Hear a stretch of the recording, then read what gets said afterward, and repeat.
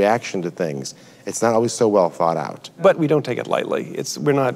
Yeah, we don't do things arbitrarily. We don't blow things up for the sake of blowing them up. It's going to be part of this person's journey. Yeah. Paige and Emily is a really good example, because I think I've broken you up and put you back together 3 times too. I mean, we've done this. With the writer's room, we argue over it too, going like, wow, they just are having a good patch. Do you really want to do this? Do you want to curdle this relationship when it's finally working? And so that's the horror, though, when you break somebody up or do something that they don't like. You fear having being pilloried by thousands of people you've never even met. We should also mention how wonderful it is to write for you guys, because we've watched them grow. It's a love fest. No, we've watched them grow. No, it's true. Is a serious, genuine thing. You know, we did a very poignant storyline that was important to all 3 of us, you know, for Emily, about her sexuality. Right. And we wanted to be able to tell those stories in ways that maybe we hadn't seen before. Shay can tell you the impact she's had on how many teenagers who write to her as if they're talking to a big sister. And that goes for Allison, too, because with these flashbacks that we've had to do from the beginning, you know, first we were just sort of bites to get little feelings of, no wonder this person wanted to kill her. No wonder this person. No, but that's what it was. It was all to build up the ammunition to go, no wonder this happened to this girl. But yet also that we ask you to show moments of humanity. Otherwise, you would think the Pretty Liars were fools for befriending her. Right. Yeah. Have there been some sort of extreme fan interactions for you guys? Yeah, I mean, I think at one point when Emily, you know, had that kiss with Nate, that for me got a lot of like, no way, the writers can't do that, you know, and especially the gay community, they didn't want me swinging back and forth, and I understood that. Ironically, in the books, though, she does. That's what's so ironic in the books. She does do that, and I guess not everyone knows the books, but you know, we thought we wouldn't get that reaction because it happens in the book. They're prepared for something like that. But it was not. It was well, I mean, I think also it happens in that age group as well, confused, not sure what's going on. I think that's a very realistic thing that could happen. Vulnerable moment. Yeah. With a killer. Well, that's good. When we come back, we'll dig deeper into the writing process when the writer's room continues.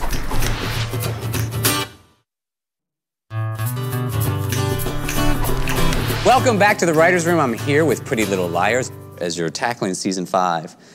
Do you ever have pitches that go too far, or you just sort of say there's no way? We created this fictitious show called Strawberry Patch Lane, and if we pitch something, even somebody will say, okay, this is probably for Strawberry Patch Lane, but let me throw it out there. Can we see Strawberry Patch Lane someday? It's season 9. Season 9. No, I want it now.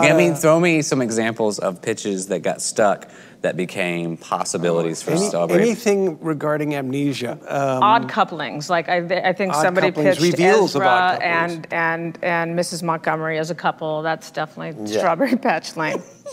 Although you might see it in season 7. There you go. How do you share the showrunner responsibilities? There's a rapport we have in a shorthand. Did you guys experience that? I mean, is that for you as well? Yeah, I mean, we have overlaps in our sensibilities in terms of what we like in drama. Yeah. But at the same token, we also have particular idiosyncrasies, which seem to... One of the reasons the show works, I think, is basically we do have 3 different sets of tastes that are not tugging at they're complementing. They're overlapping. A little overlapping color wheel thing. I don't know that we're like most shows in the sense that it is okay for us. I think it's what keeps the show fresh, that you know what's a Marlene episode, you know what's a Joe episode, you know what's an Oliver episode. We let the writers bring sort of their true sensibilities to their episodes, and it keeps them very fresh. And also, the writers are all very invested in their episodes in a different way. I've been on many shows where writers sense the scripts can be taken away from them. They're not invested in the same way. They're part of the editing process. They're part of the producing process of being on the floor.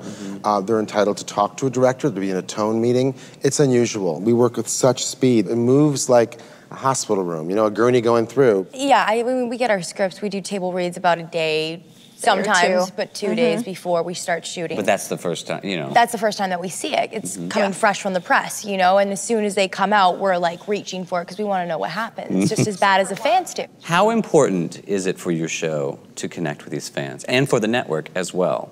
I think from the beginning, it's been hugely important. When we were making the pilot, because there was such a huge fan base of the books and Twitter was just starting to be born, fans started finding us and started talking to us, and we started talking back, and it grew into something that changed the way people watch television. When I started Twitter, and I was like, oh, Twitter, I don't want to go on Twitter.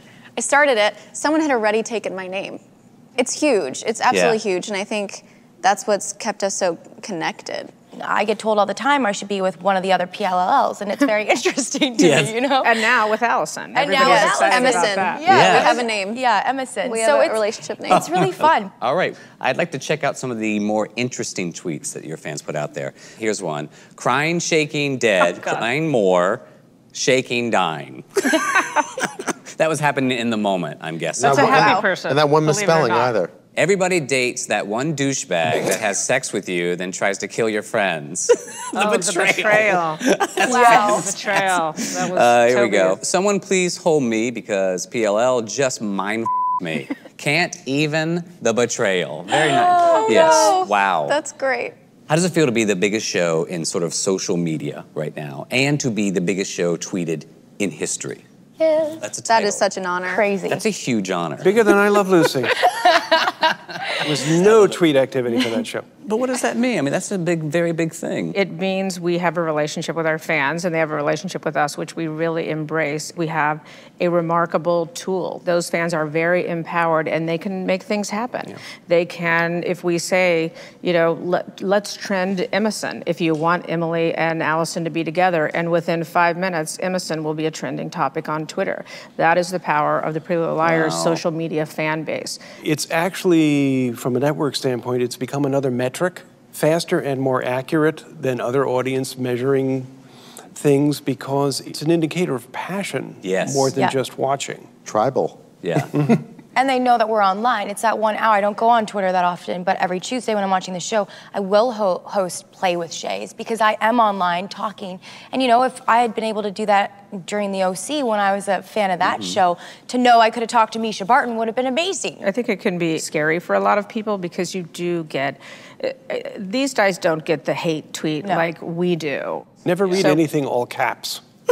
It's not going to be good. That's a good tip. Gonna be good. Or exclamation points. If it's more than two, Then you're in, gotta move on. know But they the are caps pissed. just don't, nah, don't even bother. We did not set out to be this Twitter sensation. It happened very organically. And that's, I think, because of our passionate fans. Well, when we return, we are going to reveal the most notorious moment from Pretty Little Liars when the writer's room continues.